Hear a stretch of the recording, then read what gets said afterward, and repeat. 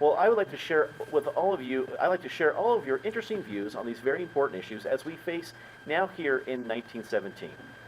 A Colorado legend passed away this January, William F. Cody, better known as Wild West legend Buffalo Bill. Cody began his career with the Pony Express in the days before the telegraph. Coloradans joined the world by paying grand tribute to Cody as an estimated 18,000 people filed past the body as it lay in state at the Capitol Rotunda. A grand ceremony with full Masonic rites was held at his interment on Lookout Mountain on June 3rd. Miss Pry, what did you think of this epic entertainer of the West? Well, you know, at one point, and it was when I moved here in the late 90s, William F. Cody was the most famous man in the world. He took his show everywhere around the globe. Wonderful man, famous. He was taken advantage of by the Denver Post when they owned his show here. He passed away in January, actually, at his sister's in the Five Points neighborhood, but he wanted to be buried on Lookout Mountain, and because the ground was frozen, they had to put him on hold until they were finally able to bury him in June. It was an incredible service. I covered it. I'm sure all of you were there. But we had to watch out because the bad people of Cody, Wyoming were trying to steal his body. He had founded Cody, of course, but he wanted to be buried in Colorado, not in Wyoming. It was good. There was strong security. I think it was Olinger Mortuary is where he was arrested until he was buried at the Lookout Mountain. Senator Shafroth, what did you think of a man who embodied the Western era as an entertainer and experiencing things like the Pony Express and the Wild West, and now him and the era seems to come to an end? Well, I'd put his life in two halves. There was the Wild West show that he started in 1883.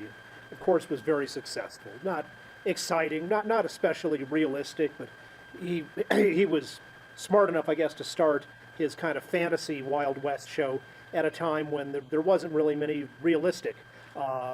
much demand for realistic dramas or novels, and so he fit the era then. But more importantly to me, he's one of what he really did, not on stage, Coloradans owe him a tremendous debt. He was an outstanding scout, and it was his scouting that that was the reason that the U.S. Army was able to track down and find and fight the Cheyennes, led by Tall Bull, at the Battle of Summit Springs in July 1869. And that battle was what finally broke the Cheyenne attacks on our territory, which have been going on for most of the decades. So we owe him a lot. Mr. Shaffer, we see somebody who knew the Pony Express, and now, of course, so many things have changed in the way we communicate. I couldn't imagine this kind of change has happened over anyone else's lifetime. Your thoughts on Buffalo Bill Cody? Well, I'll tell you, you're right, things have changed because, as you know now, at newspapers we have wires, telegraph wires, and we get our news that way now. But old Buffalo Bill, of course, was a friend of ours, and I think a lot of people don't really focus in, other than his big public image, larger than life, they don't focus in on his heritage, which is very solid Republican. He came from anti-slavery stock. His dad, in fact, gave his life in the cause of anti-slavery. And Buffalo Bill, as a young man, had to ride out and warn him of an ambush when they were living in Kansas. And the Kansas slavery boys were out to get him.